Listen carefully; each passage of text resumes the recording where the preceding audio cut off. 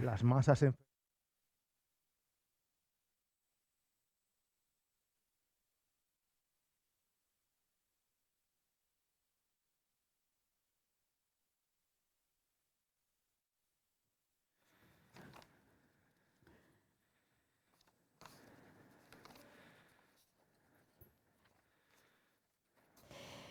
Bueno, buenas tardes, amigos, amigas, congresistas. Buenos días en el otro lugar, en la otra parte del continente, en la otra parte del charco. Bueno, a mí en este momento yo me siento abrumada por estar aquí moderando esta mesa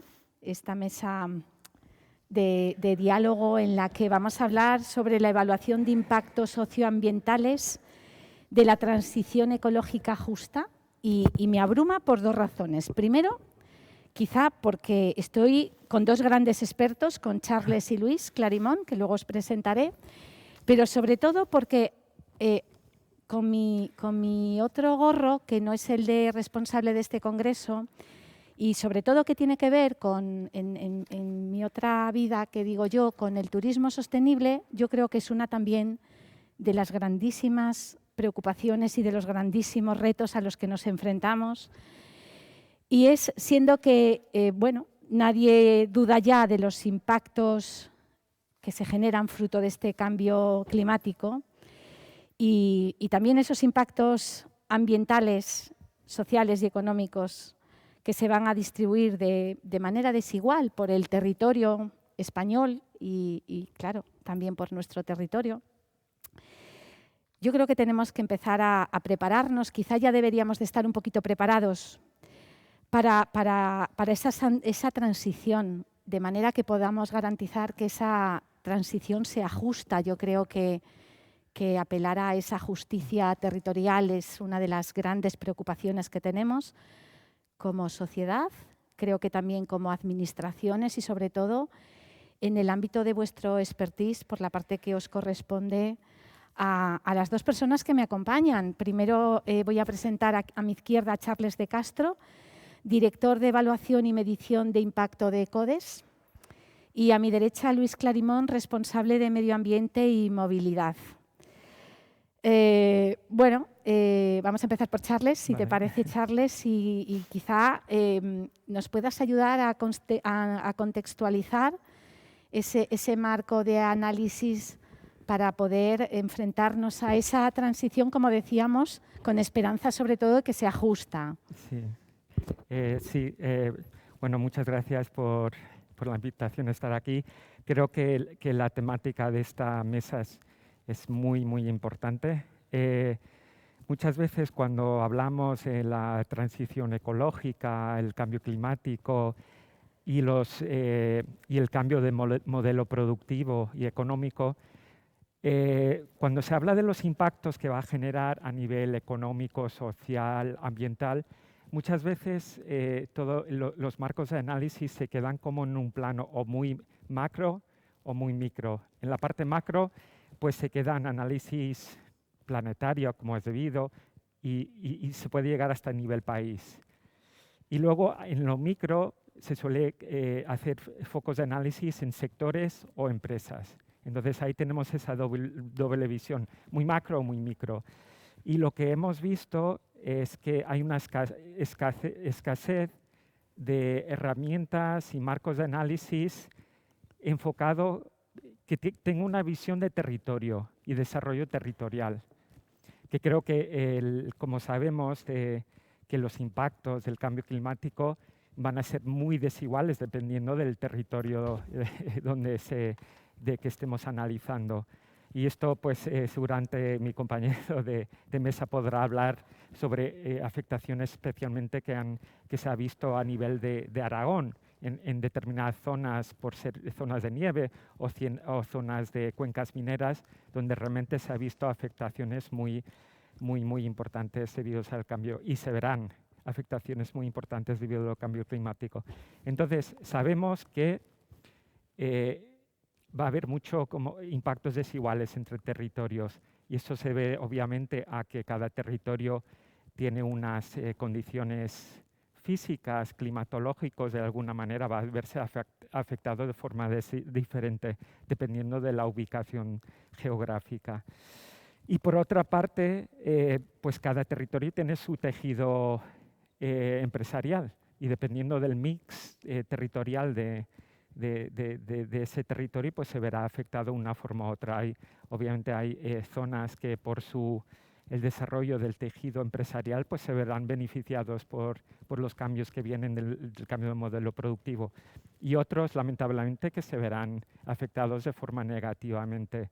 Y también, de alguna manera, habría que añadir como otra complejidad en todo esto, que es pues el tejido social de un territorio. Entonces, si cogemos todos estos ingredientes, la parte de física y climatológica con la parte de tejido empresarial, con la parte social, esos son los ingredientes que van a determinar el impacto social, económico y ambiental que va a generar el cambio climático.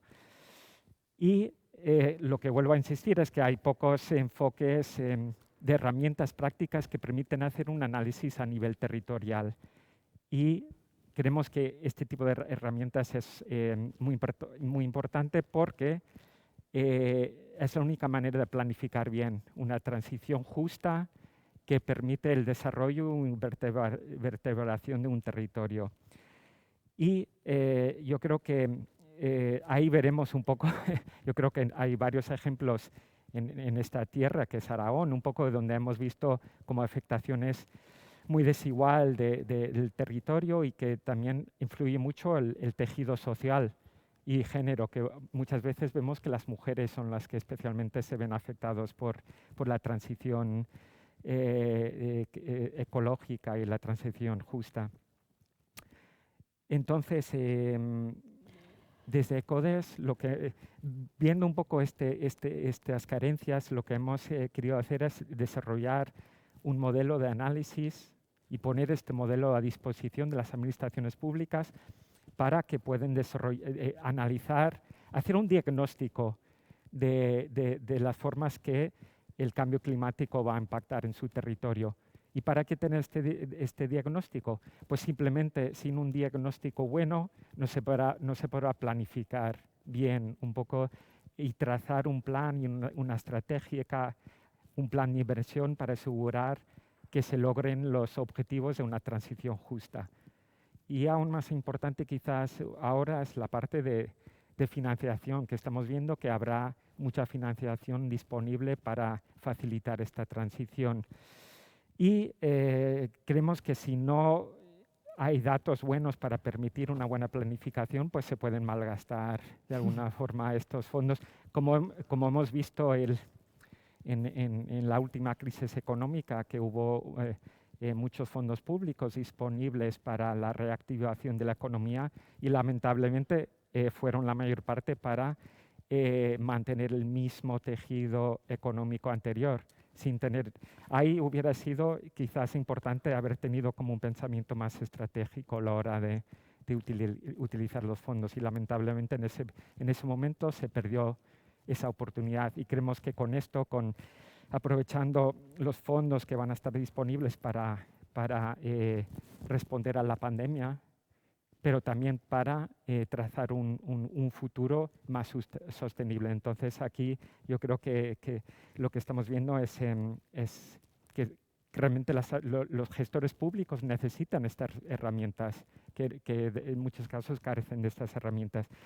Entonces, yo lo que quería comentar un poco es el desarrollo de esta herramienta, pero antes creo que es importante, quería trazar como 3 acontecimientos recientes que de alguna manera han influido en el desarrollo del modelo de análisis de la herramienta por una parte y creo que de alguna manera están cambiando todo el panorama de cómo afrontamos los retos que plantea el cambio climático. Y el primero es recientemente la Comisión Europea encargó a un grupo de expertos lo que ya han llamado la taxonomía para catalogar actividades económicas. Y lo que realmente, esto es un avance tremendo, que decir, hasta este momento no ha habido como una herramienta con rigor estandarizada que permite de alguna manera catalogar actividades económicas que favorecen una mitigación o una adaptación al cambio climático.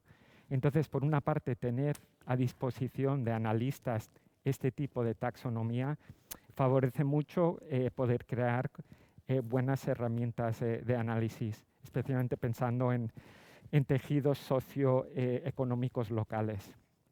Eso por una parte. Por otra parte, tenemos el famoso Green New Deal europeo, que de alguna manera el nombre se inspira en el New Deal de la respuesta del gobierno de Roosevelt en Estados Unidos a la Gran Depresión, y de alguna manera supuso un giro radical, una visión de cómo se podía desarrollar una economía pensando también en lo social. Y ahí creo que en Europa se han inspirado en eso y han creado un planteamiento de una nueva economía europea para mediados del siglo, completamente neutra en carbono y de alguna manera que engloba objetivos sociales, además, obviamente climáticos y económicos. Entonces, número 2, yo creo que el Green New Deal es otro de los acontecimientos estrellas de alguna manera que van a trazar los próximos años en el desarrollo económico-social de Europa, y que también para analistas de alguna manera nos permite también incorporar nuevos factores en herramientas de análisis. Entonces esto sería la taxonomía por una parte, el Green New Deal, y el tercer gran acontecimiento creo son el Next Generation, los fondos Next Generation por una parte, y en España que se ha traducido en España Puede, un plan de aprovechamiento de estos fondos. Entonces, el Next Generation es un fondo que ha puesto a disposición de los países miembros de la Unión Europea para, por una parte, responder a la pandemia, que es lo más inmediato, es decir, toda la descolocación económica y social, sanitaria que ha generado la pandemia, pero de una forma muy inteligente lo que han hecho los gestores a nivel europeo, es decir, eso vale, hay que responder a la pandemia, pero lo vamos a hacer con cabeza y asegurando que los fondos se emplean para asegurar una transición económica, ecológica, tecnológica, social, justa, y que de alguna manera responde a los retos que plantea en el cambio climático.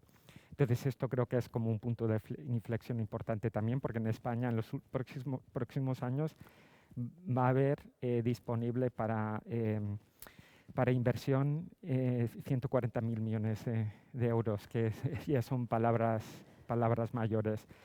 Y de alguna manera las directrices se dan a nivel europeo, que luego bajan a nivel nacional, pero los gastos a nivel de inversión van a ocurrir a nivel local. Y ahí también es volvemos a la escasez y falta de herramientas disponibles para los gestores públicos para saber aprovechar bien y focalizar de una forma estratégica las inversiones pensando en un futuro verde y justo. Entonces ahí creo que como esos tres acontecimientos de alguna manera inspiraron la creación de esta herramienta, que creemos que aporta algo nuevo un poco a la caja de herramientas que pueden utilizar los gestores públicos, y de alguna manera, por dar como unas pinceladas del el modelo, porque una descripción más, y no voy a entrar en detalles técnicos porque primero yo soy sociólogo, no soy el matemático y estadístico que aportó al desarrollo del modelo. Entonces mi parte se focalizó más en el desarrollo de indicadores para analizar la vulnerabilidad social de distintos territorios. Entonces, lo que sí que en nuestra página web, ecodes.org, hay acceso a un documento que explica toda la metodología y un poco el fundamento teórico del modelo. Pero básicamente la herramienta tiene una mirada doble. Por una parte, examina la afectación del cambio climático a nivel físico en el territorio, porque obviamente va a haber afectaciones distintas dependiendo de la ubicación geográfica del territorio, pero incorpora también en un análisis de los riesgos físicos y de transición que va a sufrir el tejido de empresas que componen un territorio específico. Entonces, por una parte tenemos una capa de análisis de riesgos físicos derivados del cambio climático.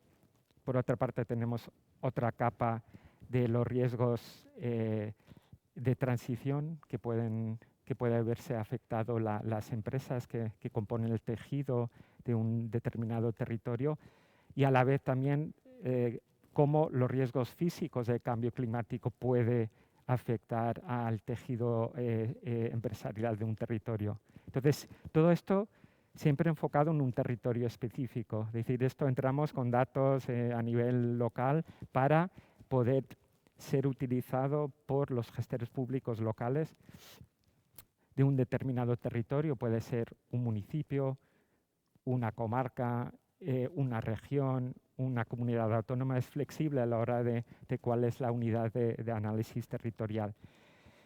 Y luego lo que nos ha parecido interesante incorporar al modelo es también como una triple mirada, es decir, luego también incorporar al modelo un análisis de la vulnerabilidad social que sufre que sufre o las fortalezas sociales de un territorio. Y aquí hemos incorporado una serie de variables sociales, tipo por ejemplo, los logros educativos medios de un territorio, indicadores socioeconómicos de renta media, es decir, distribución de la renta. Hemos incorporado también otras variables demográficas, como puede ser la edad media, el porcentaje de la población más de 65 o menor de 18, el porcentaje de inmigración en la comunidad, un poco una serie de variables para, de alguna manera, determinar la vulnerabilidad social de un territorio. ¿Por qué? ¿Qué dicen las teorías acerca de esto? Es que dependiendo de los activos que tiene una comunidad, activos sociales, puede responder mejor o peor a los retos que supone un cambio radical en la reestructuración económica, como supone la transición justa. Entonces aquí de alguna manera lo que hemos querido hacer es como una herramienta holística, es decir, muchos de los marcos de análisis que hemos visto son como unidimensionales, o analizan los impactos económicos, o analizan los impactos ambientales, o analizan los impactos sociales. Y lo que creemos que así no es como funciona el tema, es que hay que tener una visión más holística y sistémica, que muchos de los errores que cometemos a la hora de planificación es como mirar todo en silos, como separaciones, en vez de como con una visión más sistémica y holística.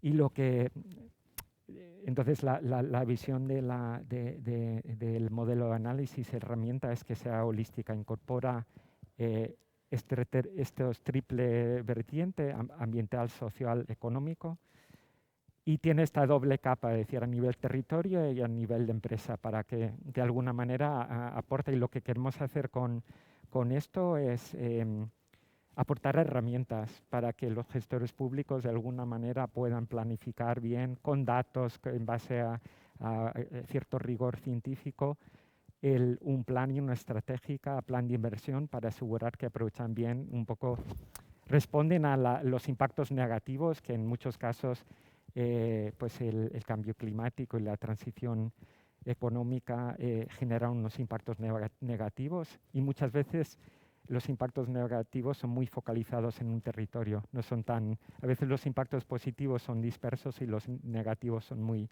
focalizados. Entonces ahí creemos que el espíritu de la creación del modelo era para aportar como herramientas que sean útiles a la hora de planificar la transición y más inmediatamente también para saber cómo responder a este nuevo influjo de fondos que creemos que hay que aprovechar, que en los próximos años de alguna manera van a determinar cómo respondemos al tema del cambio climático y la transición. La ventana es cada vez más corto, entonces aquí pues ahí sería un poco el propósito y el enfoque del modelo de análisis. Bueno, yo creo que la buena noticia, porque creo que también estamos en momentos de dar buenas noticias, ¿no? Es que, como tú bien dices, Charles, están sucediendo grandes acontecimientos a nivel europeo, como tú has nombrado el Green Deal, los fondos New Generation y todo lo que eso supone. Para mí, la buena noticia sobre todo es la taxonomía, el que finalmente podamos contar como algo importante, ¿no? Que alguien se haya dado cuenta que la taxonomía es esencial, si no, no vamos a poder. Yo como sociólogo te preguntaré, te lo voy a dejar para que te lo pienses, es si realmente también crees que desde el punto de vista de la sociedad, de la administración, de las empresas y de todos los que estamos en este cóctel de lo que está pasando, por llamarlo de alguna manera, y esa maravillosa noticia de esos fondos, para mí casi esos millones casi mareantes, no sé ya los ceros que hay que ponerle, no lo tengo claro, pero sí hemos entendido que esos fondos son para gestionar y no para pescar, porque yo creo que ahí tenemos una laguna que no lo tengo claro. Entonces lo vamos a dejar para luego. Sí, y mientras tanto vamos a darle paso a Luis Clarimón, que como hemos dicho antes es el responsable de Medio Ambiente y Movilidad de Comisiones Obreras de Aragón, que nos va a hablar de los retos y las oportunidades, que es la parte más futura y más amable quizá de todo esto también. Bueno, muy buenas tardes. Pues encantado de que nos hayáis invitado a esta mesa redonda, ¿no? A participar en este congreso. Me gustaría un poco contextualizar la intervención en que este término que ahora se ha hecho muy común de la transición justa, hace unos años no lo era tanto, ¿no? Y que sobre todo creo que el origen anda por ahí por los sindicatos de Estados Unidos, teniendo en cuenta que Estados Unidos, a pesar de ser la potencia mundial, no tiene un sistema de seguridad social y que por lo tanto cuando se producían movimientos de transición en sectores industriales y tal, pues la gente estaba muy desprotegida, ¿no? Y surge, igual que surge la idea de los superfondos en medio ambiente, ¿no? Digamos que surge al calor de esas ideas, ¿no? En el Estado español hemos tenido transiciones abruptas y muy duras, sobre todo en los años 80, cuando la entrada en la Comunidad Económica Europea, que aún no era Unión Europea, y se plantea por la posición subalterna que le toca a nuestro Estado, pues que había que desmantelar la industria naval, que era muy potente, la segunda del mundo en aquel momento, la siderurgia y otras, ¿no? Y entonces, bueno, cierran muchas empresas y hay conflictos duros, y entonces tampoco hay ese escenario de haber pensado en unas transiciones más justas, más organizadas, etcétera, ¿no? Y hay problemas graves. Y ya en aquel momento hay otras transiciones que, aunque no las relacionamos mucho con el medio ambiente, lo son, porque es la transición de las pesquerías.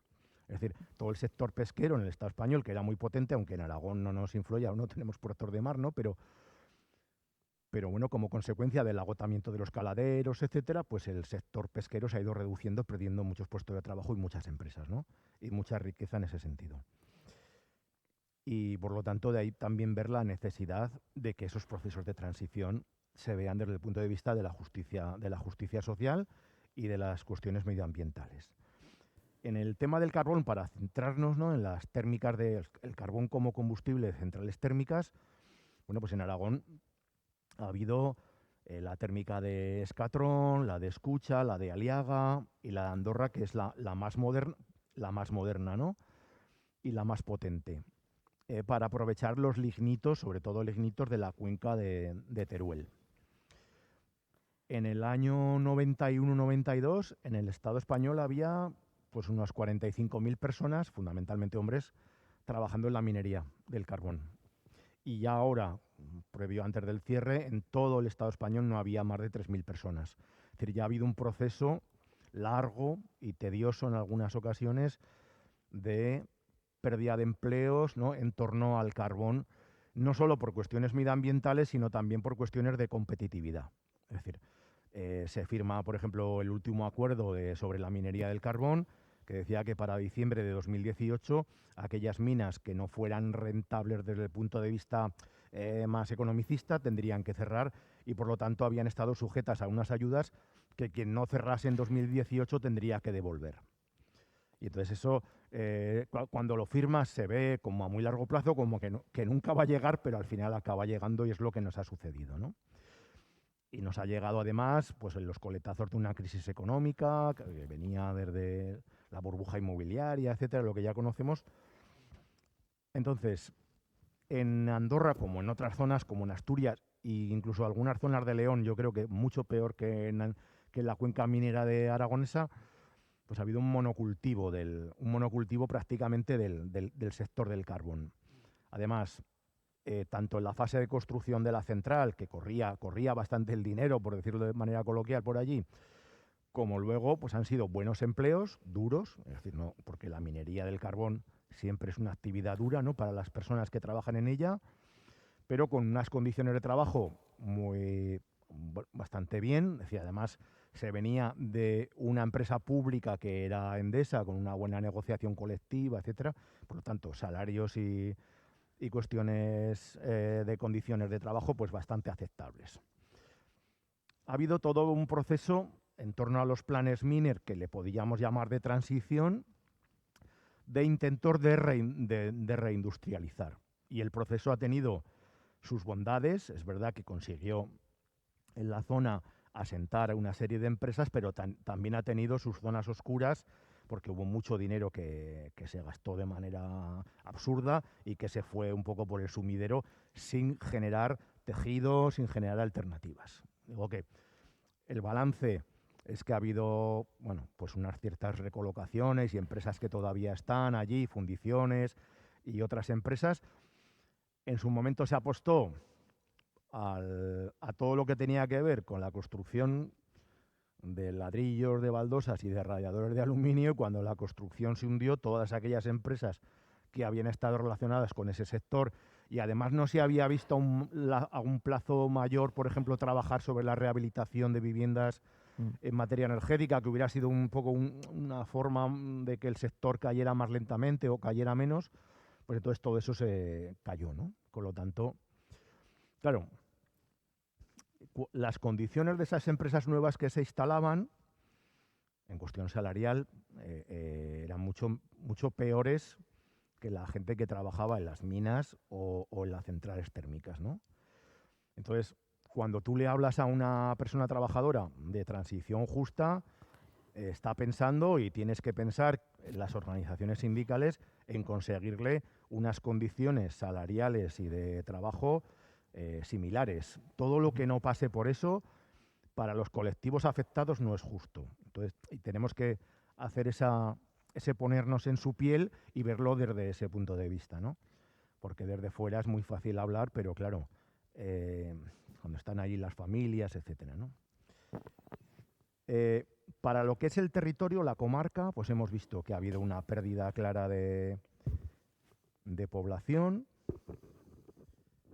y ha habido varias cuestiones colaterales bastante negativas, ¿no?, en estos procesos. Una, que la formación en general de los trabajadores de estas comarcas es inferior a la media de otras comarcas aragonesas o de Aragón en general, ¿no? Pues porque, bueno, parece que algunos tipos de trabajo estaban asegurados. Tú pensabas que viviendo allí, pues bueno, harías casi un poco lo mismo que tu padre o que tu hermano mayor o lo que fuere. Y además la gente que se hacía, que hubo mucha gente, la gente que estudiaba ingeniería y tal con becas de Endesa, acababa no volviendo a la zona, ¿no? Y por otro lado había otro efecto colateral muy negativo, y es que en las comarcas mineras aragonesas es las comarcas con menos empleo femenino de todo Aragón. Es decir, que de alguna manera es la comarca donde menos mujeres trabajan o aspiraban a trabajar. Probablemente tiene relación con cuál ha sido ese modelo, pero desde luego tiene relación con que cuando se pensaba por parte de los poderes públicos y por parte de las organizaciones sindicales, o sea, quiere decir que aquí estamos todos y de la sociedad en general, se pensaba en reindustrializar, es decir, en darle trabajo a los varones que trabajaban en las minas o en las centrales. No se pensaba en un trabajo, no es que haya trabajos femeninos y trabajos masculinos, que no los hay, es decir que, pero bueno, sí que hay trabajos con una orientación mayor a las que van los varones y otra a las que van las mujeres, ¿no? Por decirlo así. Aunque hoy en día pues, puedes aspirar a trabajar en cualquier lado, ¿no? Pero no sé si me explico sin meterme en ningún lío, pero así ha sido, ¿no? Entonces nos encontramos con esas cuestiones en la comarca. Los planes estos de reinversión pues han llevado muchas estructuras, desde luego no queda ninguna ermita por rehabilitar, ni cosas de estas, pero eso se ha visto que tampoco ha servido para generar una estructura y una red que sujete el empleo y sea capaz de sustituir el empleo perdido en la minería y en las centrales térmicas, ¿no?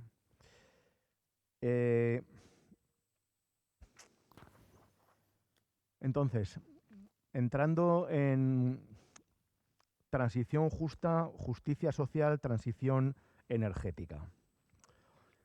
Lo primero que tenemos que ser conscientes es de que no podemos aspirar a replicar el modelo energético actual solo que con renovables o solo que con coches eléctricos, porque tenemos otras limitaciones. Es decir, todo lo que estemos haciendo durante decenas todavía será deudor de combustibles fósiles. Es decir, los molinos eólicos se construyen fundamentalmente con energía fósil, de la extracción de las materias primas, del transporte, con lo cual eso significa más emisiones. Las materias primas, algunas, sobre todo algunas tierras raras y metales con los que se tienen que construir las renovables, el coche eléctrico, etcétera, son escasas y además geoestratégicamente pues tienen problemas, ¿no? de ubicación. Entonces no se trata de decir, bueno, sustituimos todos los coches de motor de explosión por coches eléctricos. No, se trata de un nuevo modelo de movilidad, no un nuevo modelo de cercanía de las cosas, ¿no? Con respecto a los usuarios del comercio, de la educación, del trabajo, una vuelta a esa accesibilidad y a esa cercanía, por ejemplo, por poner un ejemplo. Y siguiendo con ese ejemplo, pues el coche eléctrico, en términos de empleo, es menos intensivo. Es decir, hay menos cosas que hacer, tiene menos piezas y es menos intensivo en términos de empleo. Con lo cual, hay que ver esa transición también en ese horizonte. Pero sobre todo no tener la idea de que vamos a poder hacer lo mismo solo que con renovables, porque por desgracia la intensidad energética de los combustibles fósiles, sobre todo del petróleo, que es el más versátil, no se puede reproducir con renovables. Es decir, no es posible, ¿no? Y quien piense en energía nuclear, pues tiene que saber que las reservas de uranio, además de los otros problemas, ¿no? De los accidentes y emisiones, etcétera, también son muy limitadas. Con lo cual, tenemos que hablar de ahorrar energía y de repartir, ¿no? De otra manera de consumir, otra manera de producir. Y eso fijarlo en ese horizonte, ¿no? Ha comentado Charlie el tema de la New Deal de Roosevelt, ¿no? Pues en aquel momento, efectivamente, frente a la crisis del 29, mucha desigualdad social, un escenario al que estamos volviendo, ¿no? Después de la ruptura, por decirlo así, del pacto social, como pasó en aquel momento.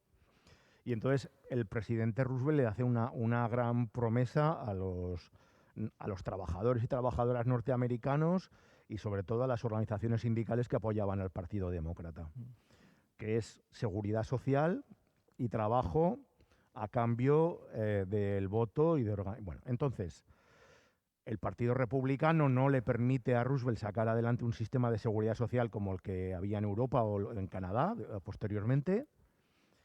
Y a cambio le dicen, bueno, no me dejan hacer esto, no puedo, no tengo capacidad, vamos a meter mucho dinero público en lo que aquel momento era intensivo en empleo, que hoy ya no lo es, ¿no? Que es la construcción de obra pública, empresas y tal. Eso ha pasado, esa capacidad intensiva de la obra pública de generar empleo, pues en la actualidad ya no existe, ¿no? Por lo tanto hay que pensar en otras cosas. Económicamente fue bastante un fracaso la New Deal, ¿no? No acabó. Al final, quien sacó las castañas del fuego en la economía norteamericana fue el aparato industrial militar, ¿no? Probablemente. Pero hay una cuestión muy interesante de la que no se está hablando ahora con los fondos europeos, que es que en Estados Unidos la New Deal iba acompañada de justicia social. Es decir, las grandes mejoras, las grandes conquistas de los trabajadores en Estados Unidos son todavía de aquella época. Aunque Reagan hizo lo posible y los posteriores por desmontarlas, ¿no? Pero muchas de las conquistas sociales de la clase trabajadora de los Estados Unidos vienen de aquel momento, de ese pacto, de ese acuerdo en torno a salir de una situación que, como pasa ahora, además, ese terrible estado de desigualdad social pone en cuestión la democracia, porque democracia y una desigualdad social muy elevada es poco compatible, ¿no? Entonces, la propia protección de la democracia debería llegar a la reducción de las desigualdades. Bueno, que volviendo al terreno, ¿no?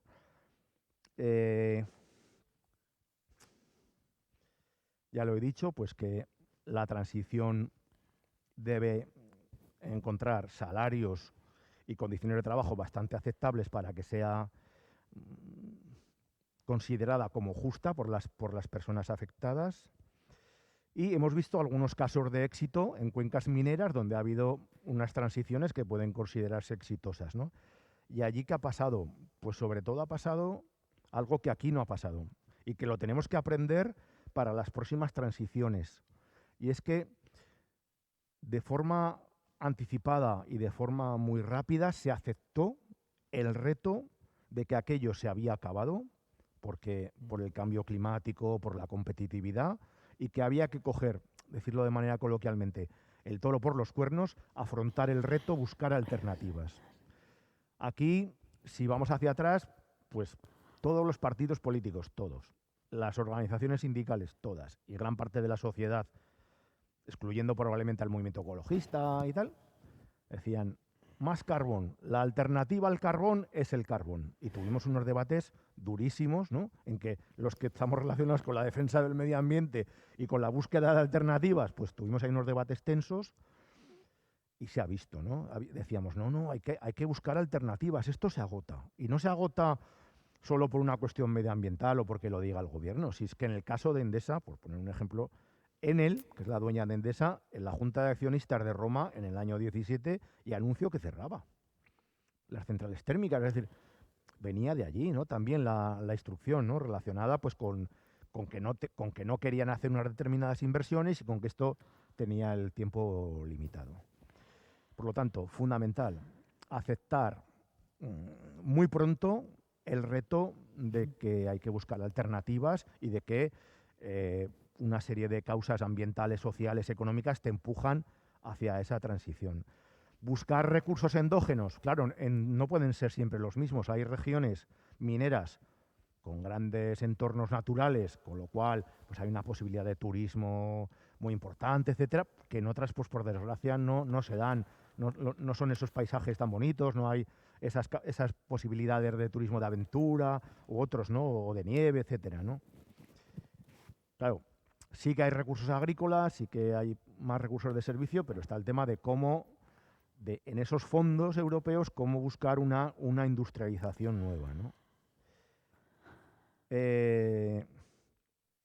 Entonces, fundamental esos aprendizajes. El tema que he citado ya antes, de que en una comarca que quiera subsistir en el tiempo, tiene que pensar en que más del 50% de la población son mujeres, que las comarcas y los pueblos vivos tiene que haber una presencia de la mujer que se incorpore a los procesos de dirección, etcétera, etcétera, y que para eso hay que buscar un entorno favorable a que las mujeres se quieran quedar allí. Y eso hay que pensarlo y hacerlo de manera participada, buscar esas condiciones, ¿no?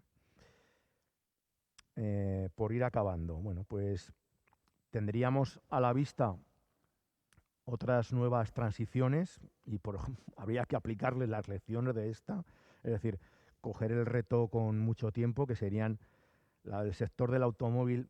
Bueno, aquí hay una cuestión, ¿no? Y es que hacer de mensajero de malas noticias siempre es muy duro, ¿no? Y entonces mucha gente no te quiere oír, pero bueno, alguien tiene que decirlo. Entonces, pues una es el sector del automóvil, que en Aragón, fijaros, es fundamental y que, bueno, depende mucho empleo de él, pero que hay que ir pensando pues que va a haber una transición y es mejor ir organizándola desde atrás, ¿no? Y en qué papel o en qué punto estamos con respecto a los desarrollos tecnológicos que podamos tener, etcétera, ¿no? Que es fundamental.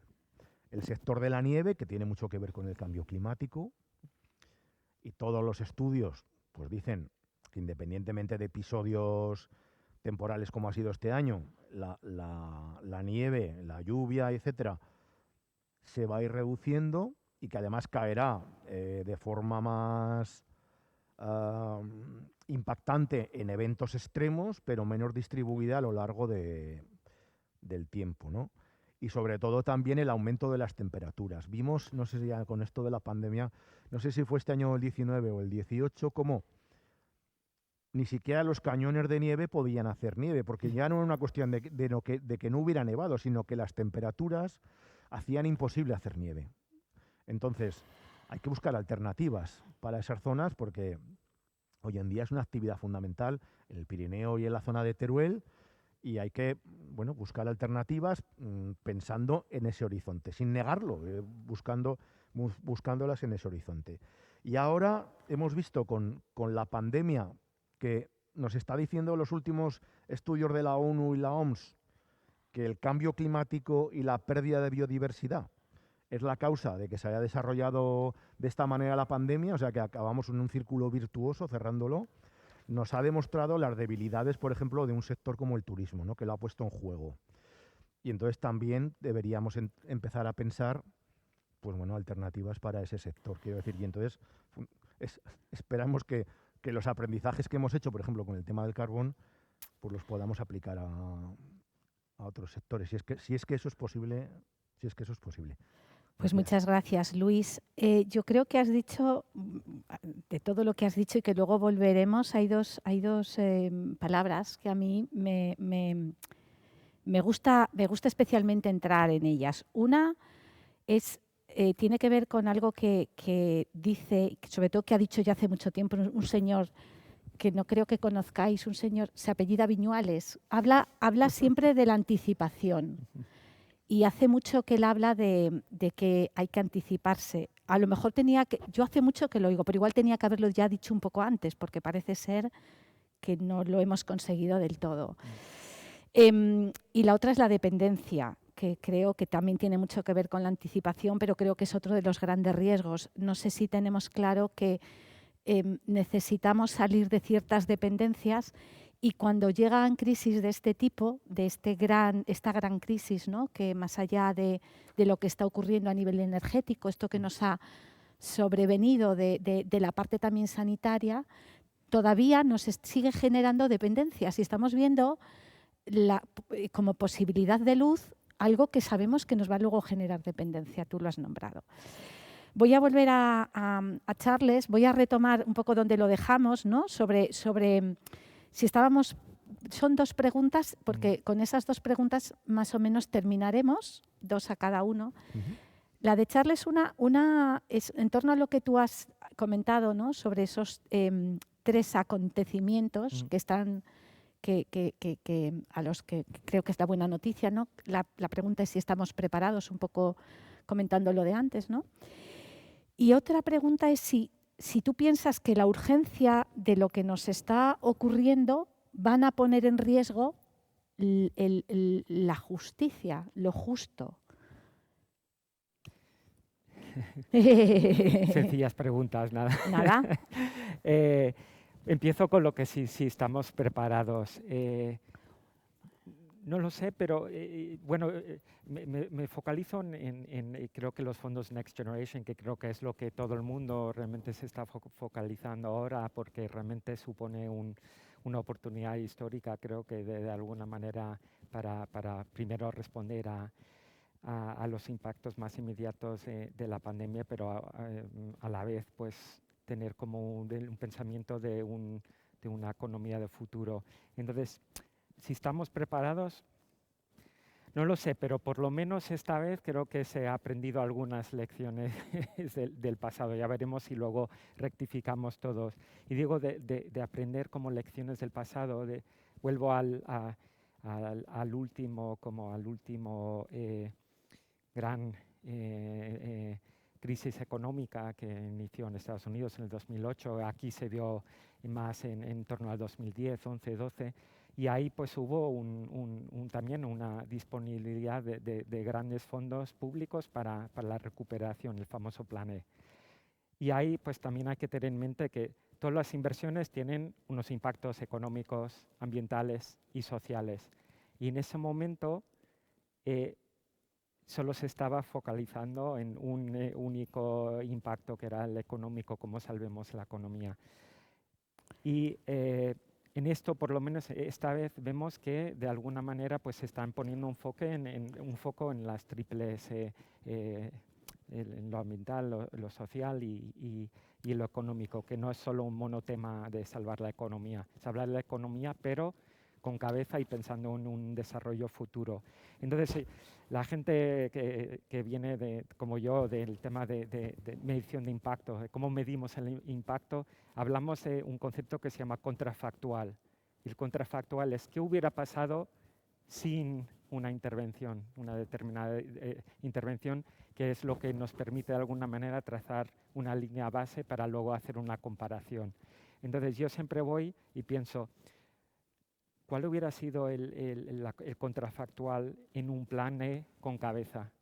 Es decir, imagínate un plan E que en vez de destinar fondos a raudales para mantener el empleo en un sector determinado, que era la construcción, se hubiera hecho eso, pero pensando en rehabilitación, decir, sí, con cabeza, para ver, apoyar este sector que da mucho empleo de calidad y que de alguna manera pues hay que apoyarlo, pero con unos criterios pensando en decir que también eso va a tener impactos ambientales, no solo sociales. Lo que hicieron era más o menos seguir con lo mismo.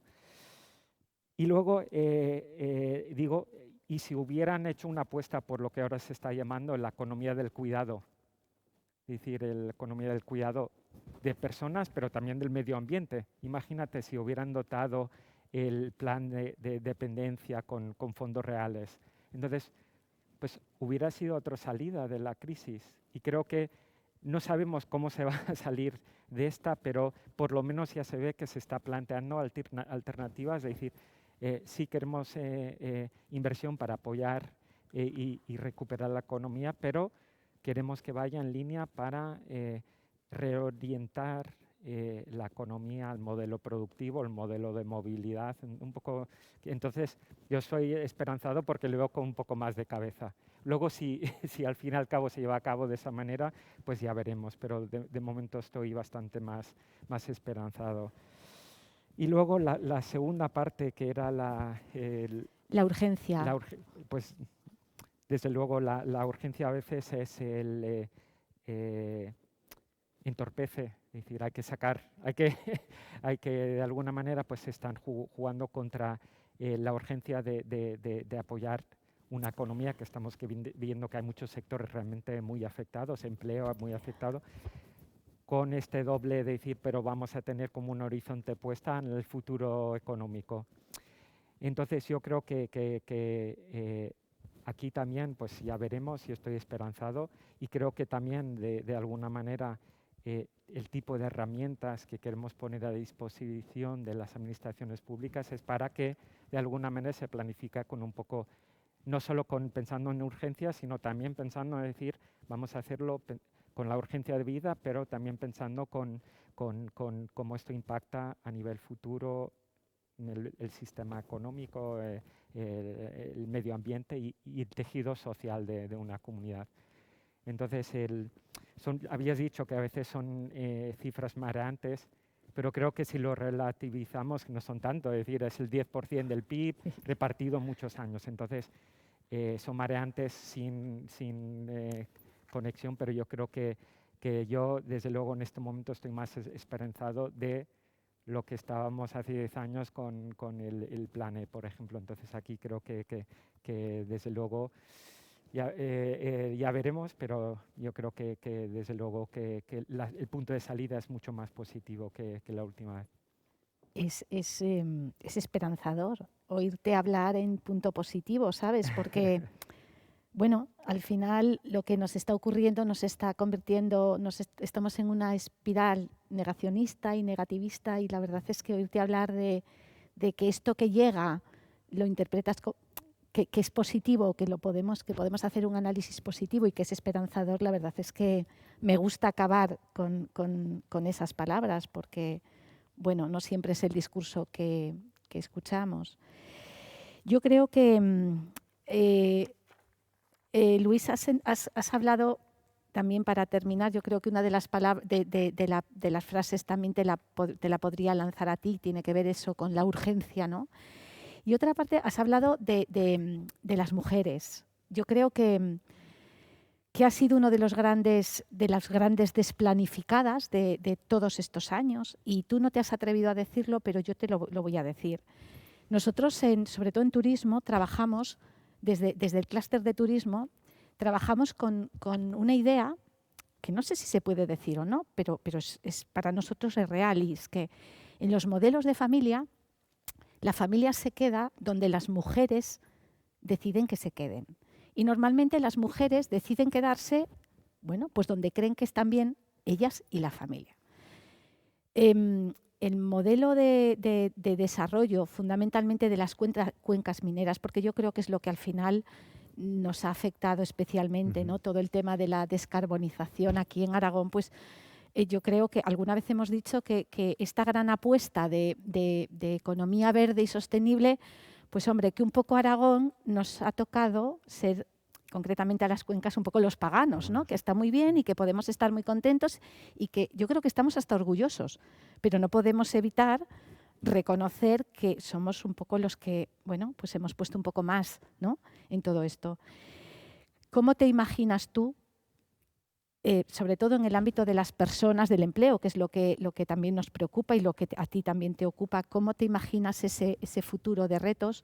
¿Hacia dónde tenemos que ir? ¿Por dónde tenemos que encauzar todas esas oportunidades que comenta Charles, que esos tres ejes? ¿Cómo lo ves tú y sin, como decimos, sin poner en riesgo, dada la urgencia que tenemos, la transición justa?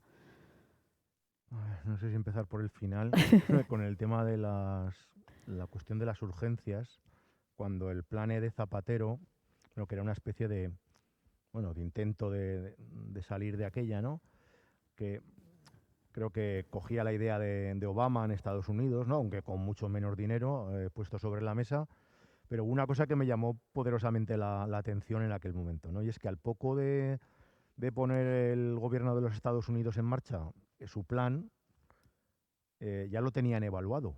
E incluso había una traducción al castellano de su evaluación, que es la que pude leer porque yo soy de francés, ¿no? Y entonces o alguien me ayuda o no.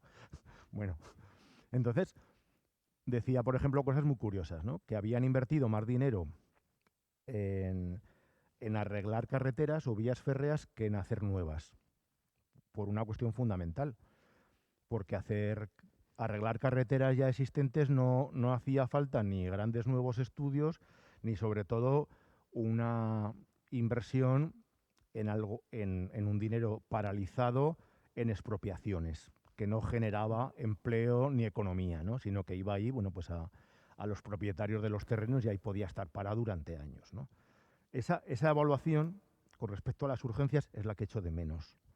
Es decir, que en lo que ya se ha hecho y en lo que se va haciendo haya una evaluación todo lo rápida posible, porque claro, aquí nos pasan algunos ejemplos paradigmáticos, que la Cámara de Cuentas hace unos informes demoledores sobre inversiones que se hicieron hace 15 años cuando no tiene remedio, y dices, Dios mío, pero ya no tiene remedio, ¿vale? Entonces, esa evaluación debería estar mucho más cercana a la inversión, y a la realización de esa inversión nos ayudaría mucho, ¿no?, a cambiar el paso si vemos que, no sé, ese tipo de cosas. En otro aspecto que quizá no, o sea, cuando hablaba de la New Deal, lo que creo que debería llevar asociado a estos fondos, de alguna manera, es la redistribución, el acabar con las desigualdades Y en el tema energético, pues el concepto de democracia energética, ¿no?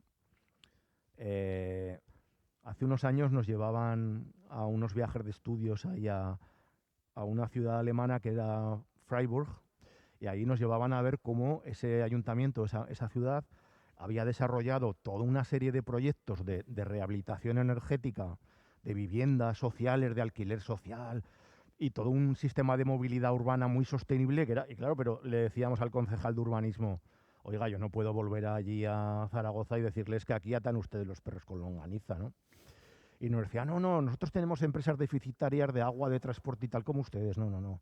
Pero aquí tenemos una empresa municipal de energía que vende electricidad y calefacción, con la que sacamos mucho dinero para hacer las políticas que queremos hacer, de atender a las personas con menos recursos, de rehabilitación con tema energético y tal. Y ese mismo proceso de democracia energética lo han seguido 72 municipios alemanes, con referéndums para eso en Múnich, en Berlín, y lo han hecho muchos municipios estadounidenses. Es decir, pues, también un poco el tema del autoconsumo, que lleva también a esa democratización de la energía, de la venta y de la producción de energía, ¿no? ¿Cómo me imagino esta, digamos, construcción de alternativas en las comarcas? Pues con una combinación de reindustrialización, pero también de un tejido más pequeño, de pequeñas empresas, de gente que opta por su proyecto en base a unos recursos y, por supuesto, con unos servicios públicos buenos, de calidad. Es decir, el vivir en una zona rural o en una zona urbana tiene para poner en la balanza, ¿no? Sus bondades y sus problemas. Pero desde luego lo que hace que mucha gente se quede es que hay unos servicios públicos importantes, ¿no? De educación, de sanidad, de banda ancha, es decir, de cosas de esas que te puedas quedar con un trabajo liberal, no sé, aparejadora o arquitecta o diseñadora o yo qué sé, y te puedas quedar ahí en el pueblo y a la vez ir un día a la semana a determinado ámbito urbano y enviar cosas. Eso combinado con una industrialización, bueno, que si no, no tampoco hay esas alternativas, ¿no? Y también no pensar que la foto de la agricultura y la ganadería es una foto fija, porque puede cambiar mucho con el tema del cambio climático y con el acceso a los recursos alimentarios, y no perder de vista tampoco ese sector, pero ese sector, digamos, modernizado. Es decir, a veces pienso, si el dinero de la PAC fuera a los verdaderos productores en lugar de a los rentistas, pues habría para hacer una modernización del sector y fijar jóvenes y fijar mujeres con muchos recursos, ¿no? Bueno, pues algo así, ¿no? Entonces, quiero decir, pero tiene que haber una combinación no solo de empresas grandes, sino también de pequeñas empresas o de gente que se quiere hacer su propio empleo, su propio pequeño negocio y facilitar eso. Pero sin servicios públicos básicos importantes, servicios sociales, los cuidados que decía él, sin eso las comarcas tampoco creo que puedan subsistir, ¿no? Y la transición tiene que mirar un poco todo en ese ámbito. Cristian, Charles, ¿algo para terminar? ¿Alguna idea con la que nos tenemos que quedar? Bueno, yo realmente me quedaría con... A mí me ha gustado un poco un concepto que ha comentado Luis, el tema de la evaluación. Yo vengo del mundo de la evaluación igual y lo has mencionado tú, qué interesante, que yo creo que eso que desde luego que yo creo que debería ir acompañado todo esto, disponibilidad de fondos públicos, todos estos planes, con una seria evaluación de los impactos que genera en todos los ámbitos, que no solo importa el tema económico, sino tiene que ir acompañado con un análisis ambiental y social. Y desde luego social no se puede perder, a veces es el que se pierde, y yo no enfatizo eso porque soy sociólogo, sino porque también pues importa, como dices, el fijación de población en un territorio. Importa mucho el capital social que puede tener una comunidad. Entonces, el tema de evaluación, y creo que hay señales de que se va en buen camino. recientemente cuando se publicó la propuesta de ley de cambio climático, uno de los encargos que teníamos desde la Fundación Ecología y Desarrollo era hacer una serie de propuestas de mejora. Claro. Y yo lo analicé el tema de cómo está enfocado el tema de medición de impacto dentro de la ley y me sorprendió que realmente era algo que estaba como incorporado de forma transversalmente en el documento. Entonces ahí yo creo que yo salgo desde luego con una mirada, yo soy optimista, con una mirada positiva y creo que desde luego ya veremos cómo transcurre esto de los fondos Next Generation, pero desde luego creo que salimos de un punto de partida mucho mejor que hace 10 años, por ejemplo. Luis. ¿Una conclusión? Una conclusión. Mira, en el Estado español, en España, el principal problema, bueno, antes de la pandemia, en el CIS, ¿no? Las oleadas del CIS para la gente era la falta de trabajo, el paro o la falta de empleo, ¿no? Y vemos que el principal problema del planeta y de todos es el cambio climático, la crisis, bueno, en general, la crisis ecológica, la crisis de la biodiversidad. Entonces, tenemos la obligación de, en los procesos de transición, unir ambas cosas. Es decir, ver que las inversiones vayan en el sentido de obtener mayor resiliencia, mayor adaptación, mayor mitigación, etcétera, y por otra parte, que las inversiones sean aquellas que tienen una mayor capacidad, más intensiva de empleo por cada 1.000 euros invertidos, ¿no? Yo creo que son, y que además la gente tiene que sentir que su empleo, su futuro está ligado también a la protección del medio ambiente, a la lucha contra el cambio climático. Yo creo que eso es fundamental.